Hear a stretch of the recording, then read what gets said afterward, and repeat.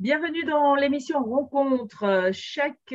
Non, j'allais dire chaque jeudi, non, tous les 15 jours, le jeudi, nous avons rendez-vous, Sophie et moi, pour vous proposer une émission un petit peu pour dédramatiser notre rôle d'éducateur, notre rôle de parent, dédramatiser tout ça, déculpabiliser aussi, parce que parfois on y arrive et parfois on n'y arrive pas du tout. Alors, cette petite série qu'on avait commencé ensemble, c'était sur les limites. On avait vu comment poser les limites avec son enfant, c'est-à-dire qu'est-ce que je peux lui dire pour lui dire, hop, hop, hop, là, attention, il y a une limite, elle n'est pas à dépasser et c'est pas négociable. Mais en fin de compte, en y parlant un petit peu, on s'est dit, mais nous, est-ce qu'on sait quelles limites on se donne? Donc, on va parler de ça tout de suite avec Sophie. Sophie, bonjour. Bonjour Lénaïque, bonjour à tous. Alors, c'est ça la difficulté. La grande difficulté du parent, c'est déjà de définir quelles limites je vais donner à mon enfant, parce qu'il n'est pas question de dire non à tout. Voilà, exactement, hein.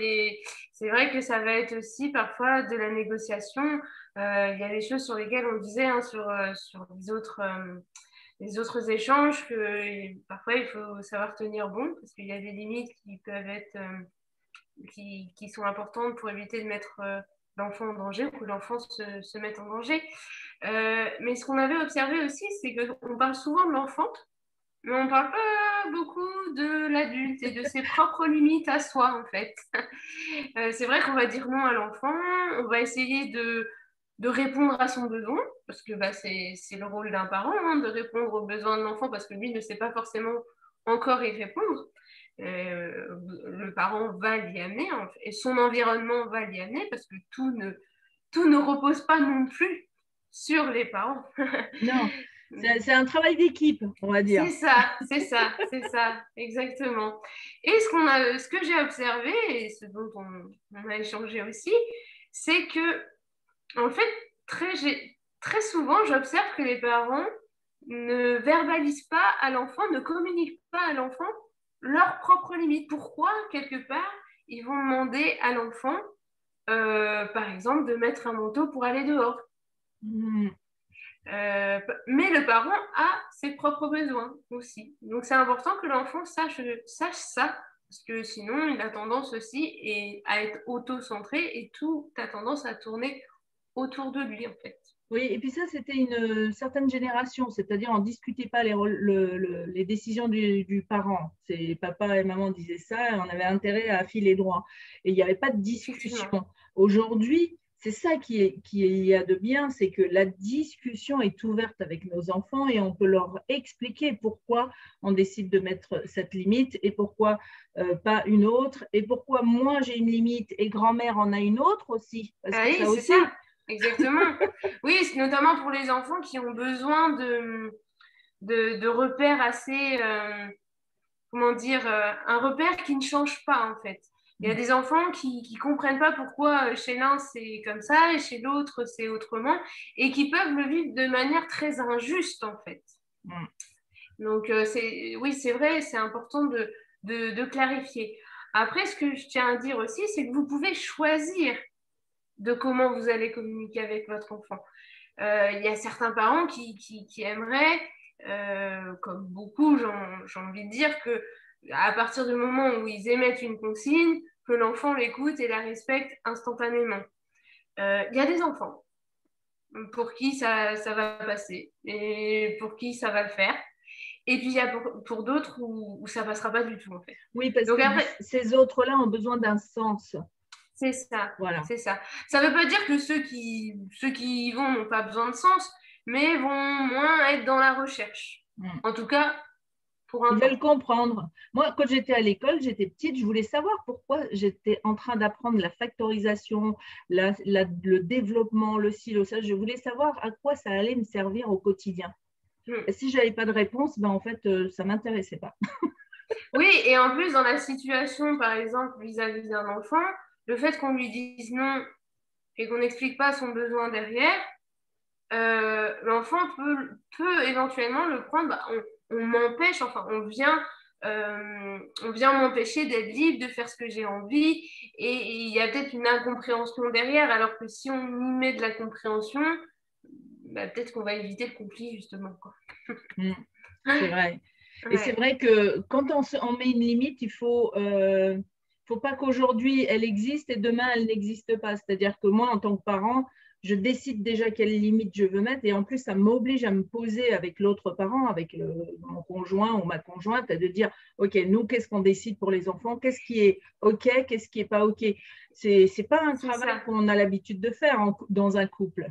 Et c'est aussi qu'est-ce que je vais poser comme une limite qui répond et à la fois aux besoins de l'enfant et qui répond à la fois à mon besoin à moi aussi. C'est ça. J'ai un exemple, ça arrive régulièrement que les enfants veuillent aller dehors sans mettre leurs bottes ou leur manteau.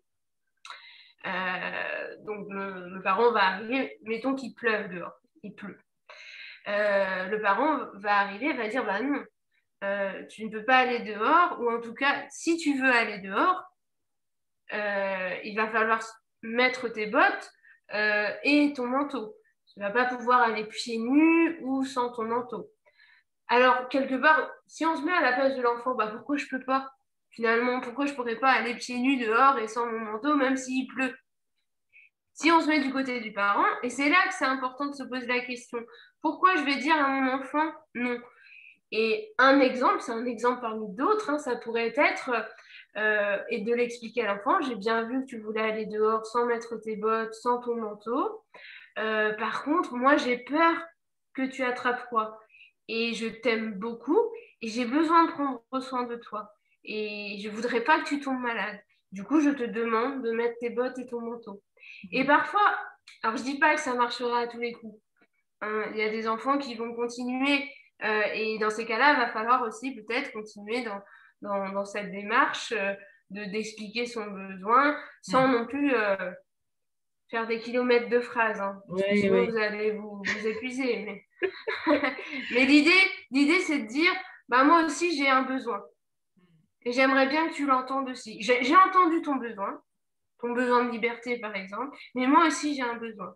Ou pareil, un enfant Mon qui besoin en voudrait tant que parent, c'est d'être rassuré quand tu vas dehors ou quand voilà, tu que tu vas à sois la bien plage. couvert Voilà. pour éviter Ouais. d'attraper froid et de tomber malade. Parce que je voudrais pas que tu tombes malade. Ça, voilà. Ouais. Et j'ai un autre exemple qui peut être assez parlant, notamment pour les jeunes enfants, c'est-à-dire qu'il y a il y a des enfants qui aiment bien jouer avec leurs parents. C'est-à-dire, et c'est très difficile pour les parents d'avoir du temps pour eux. Mais généralement, en fait, on va même pas le signifier à l'enfant qu'on a besoin de temps un petit peu pour être seul. Ah, parfois oui, parfois pas. On va dire, bah, va jouer, va jouer ou va regarder un livre. Et puis aussi sec, l'enfant revient. Et du coup, là, ça peut être, bah, j'ai entendu que tu voulais jouer avec moi. Je sais que ça pourrait te faire plaisir. Ça me ferait plaisir aussi à moi de jouer avec toi, d'avoir du temps avec toi. Mais là, maintenant, j'ai besoin d'être seule. Mhm. Donc, je te demande d'aller jouer à, on va dire, à un jeu le temps que je puisse boire mon café toute seule. Oui. Et Mais ensuite, je quand, mais viendrai jouer quand avec je toi. fais ça, quand je dis ça en tant que parent, je m'engage aussi que ça ne dure pas, que mon moment à moi ne dure pas toute la nuit et que finalement l'enfant n'aura pas eu son moment Tout de à jeu. fait, tout à fait. Ça demande, à partir du moment où vous allez proposer, vous allez annoncer une demande et que vous allez quelque part promettre quelque chose, c'est important d'y répondre parce que sinon, la fois suivante, ça ne marchera pas. Et Bah vous oui. risquez de rentrer en conflit. Enfin, Mes enfants effectivement. sont très, très intelligents et ils ont Tout à fait. une très bonne mémoire. Très perspicace. La dernière fois, j'étais avec mon petit-fils et je lui avais interdit la tablette pendant qu'on mange. Et son papa et sa maman lui permettent la tablette pendant qu'on mange. Et la dernière fois, j'étais chez lui et puis je lui ai laissé la tablette. Et il m'a regardé, il fait, bah, tu me dis rien. Et sur le moment, j'ai pas. Et j'ai dit, comment ça? Bah, d'habitude, tu dis que c'est interdit la tablette. Ah, j'ai dit, ah bah, tu vois, c'était une limite que j'avais donnée et en fait, je ne m'y suis pas tenue. Donc ça aussi, c'est important d'expliquer Les enfants retiennent pourquoi. tout. Ouais, oui, ils Alors, retiennent tout. après, les limites peuvent évoluer en fonction de l'âge de l'enfant et de ses besoins. Plus il va être autonome, plus il va avoir besoin de liberté, bah, plus on va pouvoir ouvrir en fonction de ce qu'il est capable de respecter et savoir est-ce qu'il fait attention à lui, est-ce qu'il fait attention aux autres. Enfin, ça, c'est à chaque parent de voir. Mais une limite peut changer. Mais en tout cas, elle doit être à un moment donné parlée. Ok. Sinon, il Donc y les a de parents, l'incompréhension. vous avez compris, posez-vous avec votre conjoint, votre conjointe et demandez-vous quelles limites déjà vous avez envie de mettre dans la famille. Quelles sont les règles en réalité, c'est ça, c'est quelles règles vous avez envie d'instaurer dans la famille et comment vous voulez les mettre en place. Si vous avez d'autres questions, vous pouvez bien sûr contacter Sophie qui est éducothérapeute à Quimper. Elle peut aussi vous recevoir au téléphone, etc. si vous avez des questions. Je vais mettre comme d'habitude tous les liens utiles sous cette vidéo et puis te dire à dans 15 jours, Sophie. Oui, je voulais juste rajouter quelque chose. Quand je parlais d'exemple, j'utilisais l'outil de la CNV.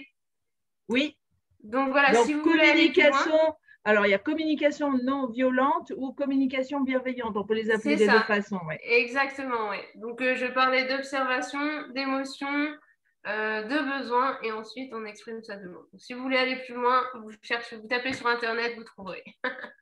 Merci Voilà. Sophie. À bientôt.